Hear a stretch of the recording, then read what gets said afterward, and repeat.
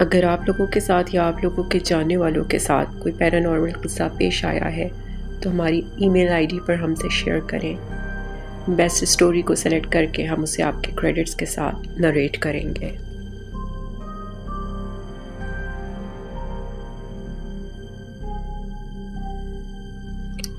(1997) میں جب ابا جی نے کراچی کے گنجان آباد علاقے میں نیا گھر خریدا تو اس وقت اس علاقے میں اتنی آبادی نہ تھی. ابا ایک سخت مزاج اور انتہائی اصولی انسان تھے.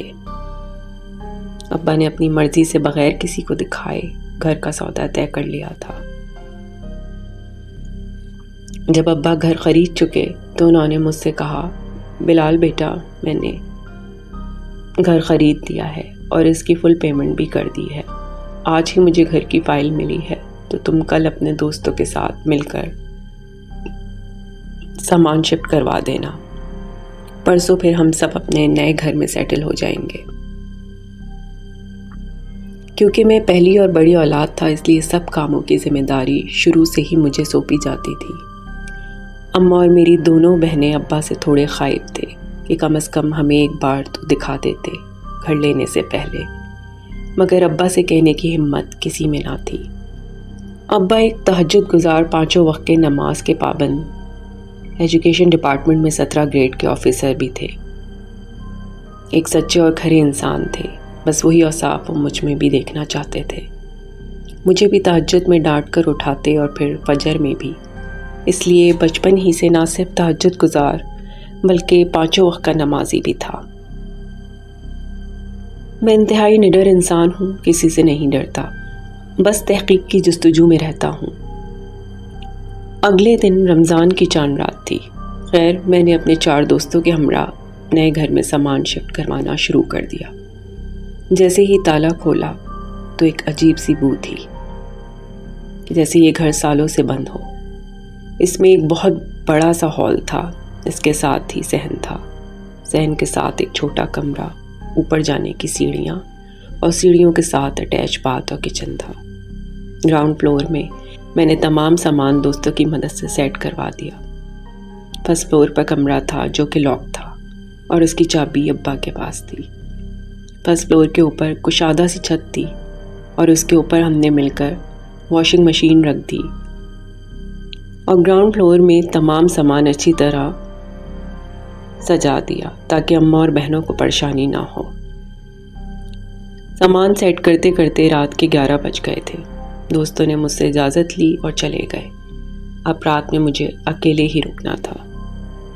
پھر صبح پہلی سحری بھی تھی اور میں بری طرح سے تھک چکا تھا. میں ہال میں رکھے بڑے صوفے پر لیٹ گیا. لیٹتے ہی مجھے تھکن کی وجہ سے نیند آ گئی. میں گہری نیند میں تھا کہ صحن میں بنے واٹر ٹینک میں پانی گرنے کی آواز آنے لگی. میں نے جا کر دیکھا تو واٹر ٹینک میں پانی گر رہا تھا. مجھے پیاس بھی لگ رہی تھی. میں نے ہاتھوں سے ہی پانی پینے کی کوشش کی اور جیسے ہی میں نے ٹینک سے پانی ہاتھ میں بھرا اور منہ تک لے جانے لگا ہی تھا کہ مجھے کسی نے کہا، شت شت. میں نے نظر اٹھا کر چاروں طرف دیکھا تو کوئی نہ تھا. پھر سے میں نے پانی پینے کی کوشش کی تو پھر مجھے وہی آواز آئی، جیسے پانی پینے سے مجھے کوئی روک رہا ہو. میں نے چاروں طرف دیکھا مگر کوئی نہ تھا. پھر میں نے پانی پینے کے لیے ہاتھوں کو منہ سے لگایا. پھر کسی نے شت شت کم از کم 4 مرتبہ ایسا ہوا اور میں پانی نہیں پی سکا. ایک عجیب سی وحشت ہونے لگی. میں نے اٹھ کر واٹر ٹینکر کا ڈھکن بند کر کے چاروں طرف دیکھا. مجھے کچھ نظر نہیں آیا. پھر اوپر سے پیلے بلب کی روشنی مزید وحشت میں اضافہ کر رہی تھی. پورے گھر میں ایک ہی بلب لگا تھا، وہ بھی بس ہال میں. چاروں طرف اندھیرا اور تاریکی چھائی ہوئی تھی. میں صوفے پر آ کر پھر سے لیٹ گیا تو مجھے چھت پر سے برتن گرنے کی آوازیں سنائی دینے لگی. میں اٹھ کر بیٹھ گیا. پھر لگا کہ سیڑھیوں سے کسی نے برتن زور سے پھینکے ہیں. میں نے جا کر دیکھا تو کچھ نہیں تھا. اب ان تمام واقعات کی وجہ سے میں مکمل طور پر چاقو چوبند ہو چکا تھا. کہ چھت پر سے مجھے 2 آدمیوں کی سرگوشیاں کرنے کی آواز آئی۔ جب میں صحن میں گیا تو آوازیں بند ہو گئیں۔ میں اندر ہال میں آ گیا تو پھر سے ان دونوں آدمیوں کے باتیں کرنے کی آوازیں آنے لگیں۔ میں باہر نکلا تو آوازیں پھر بند۔ اسی طرح 3 سے 4 بار ہوا۔ عجیب ماجرا تھا، کچھ سمجھ میں نہیں آ رہا تھا۔ بہرحال میں پھر اٹھا، گھر کا مین دروازہ بند کر کے اپنی بائک پر سابقہ گھر میں آ گیا، جہاں پہلی سحری کی خوب ذوق و شوق سے تیاری کی جا رہی تھی۔ میں نے سحری کی اور پھر نماز پڑھ کر سو گیا۔ روزہ افطار کے بعد ہمیں نئے گھر میں شفٹ ہونا تھا۔ ہم سب وہاں آ گئے۔ اماں اور بہن کچن سمیٹ کر کھانا بنانے کا انتظام کرنے لگی اور مجھ سے چھوٹا بھائی بھی میرے ساتھ مل کر چھت پر کچھ سامان رکھوانے لگا۔ ابا تو صحن کے ساتھ والا کمرہ لے چکے تھے، میں وہاں اکیلا رہوں گا۔ اماں اور دونوں بہنیں ہال میں رہیں گی، تو میں نے ان سے کہا کہ ابا 1st فلور اب تک لاک ہے، اس کی چابی دے دیں تاکہ میں اور میرا بھائی وہاں کی صفائی کر کے اپنے رہنے کا بندوبست کر سکے۔ میری بات سن کر ابا بولے، چلو لاک میں کھول دیتا ہوں۔ ابا کی بات سن کر میں اور بھائی دونوں ابا کے پیچھے سیڑھیاں چڑھنے لگے۔ ابا نے 1st فلور کمرے کا لاک کھولا تو وہاں خون کے نشان تھے اور خون جمع ہوا تھا۔ خون کی بو بھی بہت زیادہ پھیلی ہوئی تھی کہ سانس لینا محال ہو گیا۔ میں اور بھائی بو کی وجہ سے ناک پر ہاتھ رکھ کے کھانسنے لگے اور روم سے باہر نکل گئے۔ ابا نے چابی میرے ہاتھ میں دیتے ہوئے کہا، بس کرو کھانسنا، جا کر دونوں مل کر فرش دھو لو، اچھی طرح دھونا، یہاں ایک جانور مر گیا تھا، یہ اسی کا خون ہے۔ ابا کے سامنے کبھی کسی نے کچھ بولا جو اب آج بولتے۔ میں اور بھائی دونوں فرش دھو کر اپنا روم سیٹ کرنے لگ گئے۔ اسی کام میں سحری کا وقت بھی ہو گیا تھا۔ میں اور بھائی نیچے آ کر سحری کرنے میں مصروف ہو گئے۔ سحری اور نماز سے فارغ ہو کر قرآن کی تلاوت کی، تھوڑا آرام کرنے کے بعد ہم سب اپنے اپنے مشاغل میں لگ گئے۔ میں اس وقت یونیورسٹی کا طالب علم تھا، اپنی بھی پڑھائی میں مگن تھا۔ ابا بھی اپنی جاب پر چلے گئے۔ دن بھر اماں اور بہنیں کام اور آرام میں مصروف رہیں۔ افطار کے بعد جب رات کا کھانا کھا کر ہم سب سو چکے تھے اپنے اپنے پورشن اور کمروں میں، کہ اماں کو ایسا لگا کہ میں نے ان کا انگوٹھا پکڑ کر انہیں گھسیٹا ہے۔ وہ بری طرح چیخنے لگیں۔ میں اور بھائی اوپر سے نیچے آ گئے۔ ابا بھی اپنے کمرے سے باہر نکل آئے۔ بہنیں بھی اماں کے چیخنے پر بہت زیادہ خوف زدہ تھیں۔ اماں نے مجھے ڈانٹ کر کہا کہ میرے پاؤں کا انگوٹھا پکڑ کر تم نے مجھے اتنی زور سے گھسیٹا کہ میں اپنی جگہ سے گر کر یہاں آ گئی۔ تم نے ایسا کیوں کیا بلال؟ اماں کی بات سن کر میں نے کہا کہ میں تو ابھی اوپر اپنے کمرے سے آ رہا ہوں آپ کی آواز سن کر، میں بھلا ایسا کیوں کروں گا؟ لگتا ہے آپ نے کوئی خواب دیکھا ہے۔ اماں میری بات پر غصے سے کہنے لگی، میں نے خواب نہیں دیکھا، جو کہہ رہی ہوں سچ ہے۔ ابا فوراً ہی اپنی گرجدار آواز میں بولے، بیگم یہ تمہارا وہم ہے، چلو سو جاؤ، اب سحری کا وقت بھی ہونے والا ہے۔ اسی دن افطار کے بعد رات کا کھانا سوچا کھلی فضا میں کیوں نہ کھایا جائے، یعنی چھت پر، تو ہم سب کھانے کا سامان چھت پر لے گئے۔ اماں ہائپر ٹینشن کی مریضاں ہیں تو کھلی فضا میں رہنا انہیں اچھا لگتا ہے۔ کھانا وغیرہ کھا کر ہم سب کچھ نہ کچھ سامان لے کر نیچے آ گئے۔ باقی کے برتن اٹھانے کے لیے چھوٹی بہن اکیلی چھت پر گئی تو اس نے زور زور سے چیخنا شروع کر دیا۔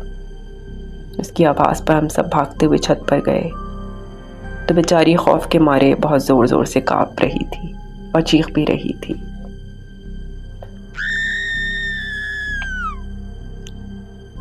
میں نے اس سے پوچھا کہ کیوں چیخ رہی ہو، تو مجھ سے زور سے پکڑ کر روتے ہوئے کہنے لگی کہ بھائی یہاں کوئی خوفناک سی چیز تھی جسے دیکھ کر میں ڈر گئی اور اسی اثنا میں وہ غائب ہو گئی۔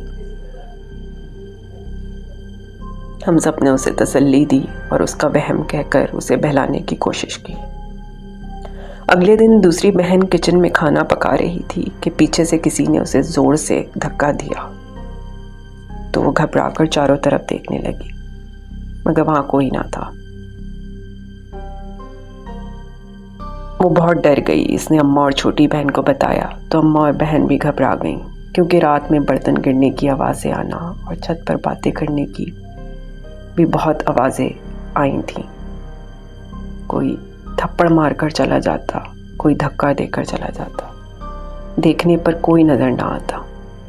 ہمیں اس گھر میں آئے 1 ہفتہ ہو چکا تھا اور اماں بہنیں تینوں بری طرح سے خوفزدہ ہو چکی تھیں. ابا تو ڈانٹ کر سب کا وہم بتا کر چپ کروا دیا کرتے تھے. ان سے بات کرنا ہی فضول ہوتا. میں نے ان سب باتوں کو وہم کے طور پر ہی لیا. چھوٹا بھائی بھی ان سب باتوں پر سنجیدہ نہ تھا، جبکہ برتنوں کے گرنے اور چھت پر باتیں کرنے کی آوازیں ہم سب نے بھی سنی تھی. بریانی ہم سب بہت شوق سے کھاتے ہیں. میں نے فرمائش کر دی کہ آج افطار میں بریانی بنا لو.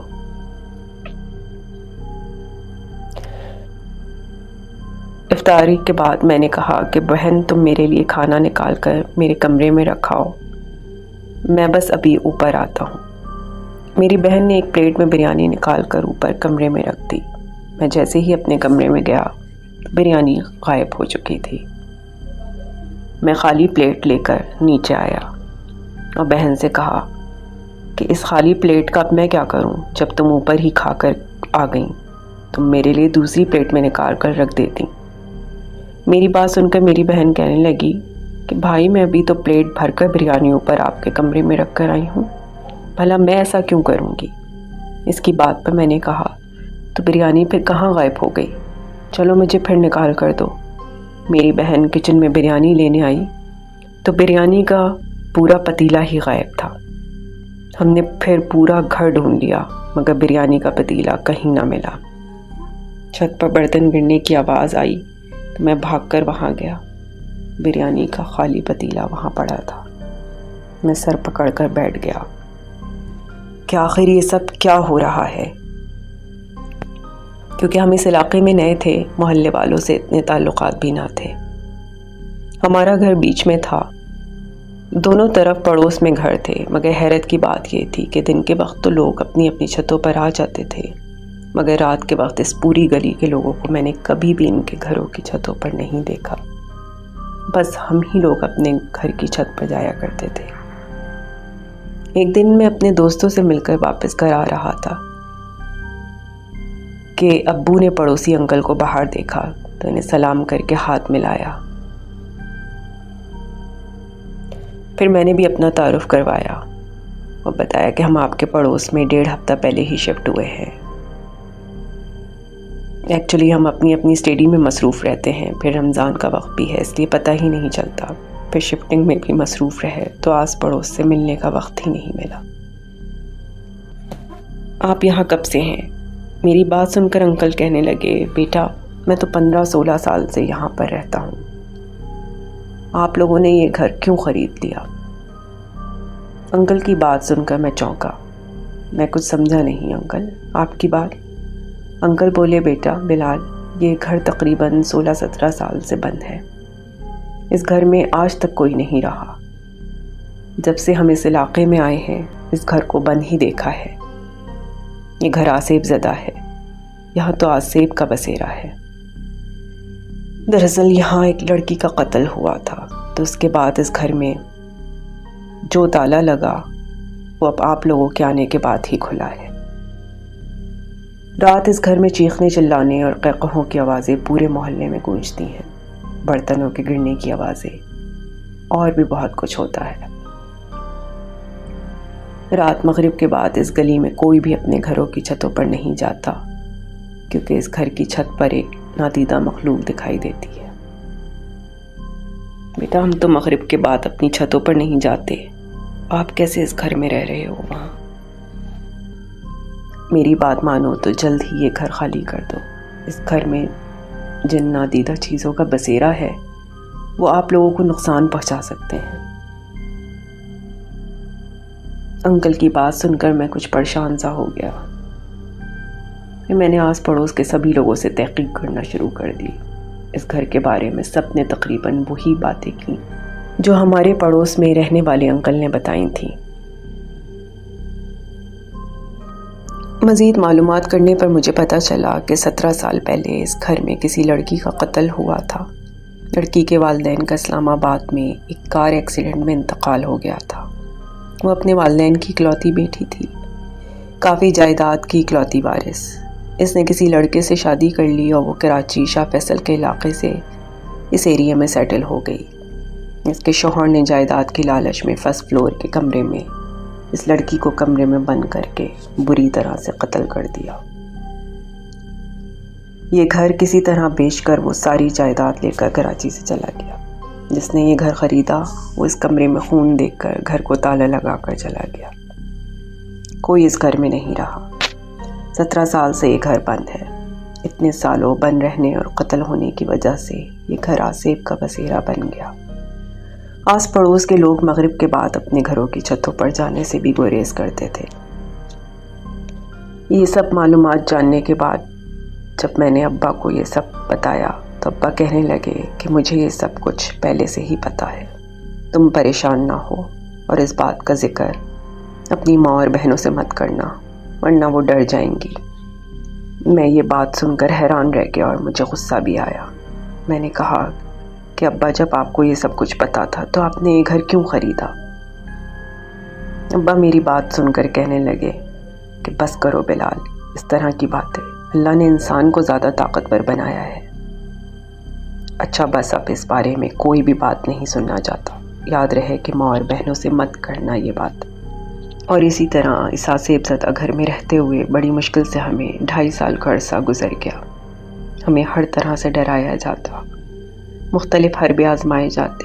اس 2.5 سال کے عرصے میں ابا کو بھی ان نادیدہ قوتوں کی طرف سے دھمکیاں ملتی رہیں کہ یہ گھر ہمارا ہے، یہاں ہمارا پورا خاندان آباد ہے، یہاں ہمارا بسیرا ہے، تم اپنے خاندان کو لے کر چلے جاؤ ورنہ تم میں سے کسی ایک کی جان لے لیں گے، اگر جان پیاری ہے تو یہاں سے چلے جاؤ۔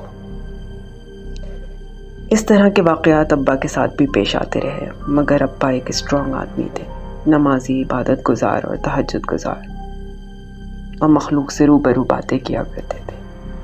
ایک دن اماں باتھ روم گئیں تو ان کو کسی نے زور سے دھکا دیا اور وہ گر گئیں۔ بہنوں نے جا کر انہیں اٹھایا، ہم انہیں ہسپتال لے کر گئے۔ اماں کی ٹانگ فریکچر ہو چکی تھی۔